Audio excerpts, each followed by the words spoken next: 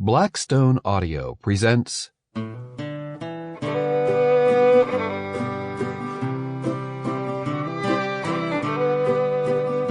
Trail to Pie Town by Louis L'Amour.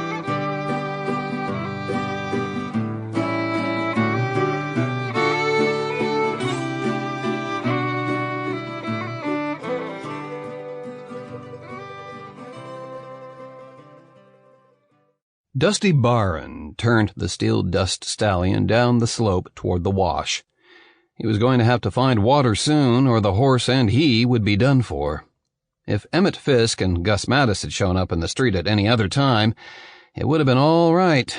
As it was, they had appeared just as he was making a break from the saloon, and they had blocked the road to the hill country and safety. Both men had reached for their guns when they saw him, and he had wheeled his horse and hit the desert road at a dead run. With Dan Hickman dead in the saloon, it was no time to argue or engage in gun pleasantries while the clan gathered.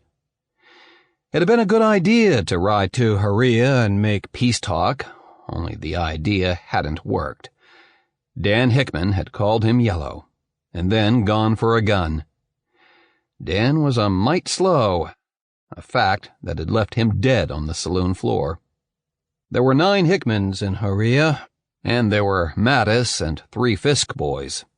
Dusty's own tall brothers were back in the hills southwest of Haria, but with his road blocked, he had headed the steel dust down the trail into the basin. The stallion had saved his bacon, no doubt about that. It was only the speed of the big desert-bred horse and its endurance that had got him away from town before the Hickmans could catch him.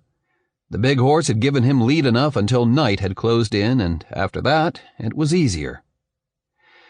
Dusty had turned at right angles from his original route. They would never expect that, for the turn took him down the long slope into the vast, empty expanse of the alkali basin, where no man of good sense would consider going. For him, it was the only route. At Haria, they would be watching for him, expecting him to circle back to the hill country and his own people. He should have listened to Allie when she had told him it was useless to try to settle the old blood feud. He had been riding now, with only a few breaks, for hours. Several times he had stopped to rest the stallion, wanting to conserve its splendid strength against what must lie ahead, and occasionally he had dismounted and walked ahead of the big horse.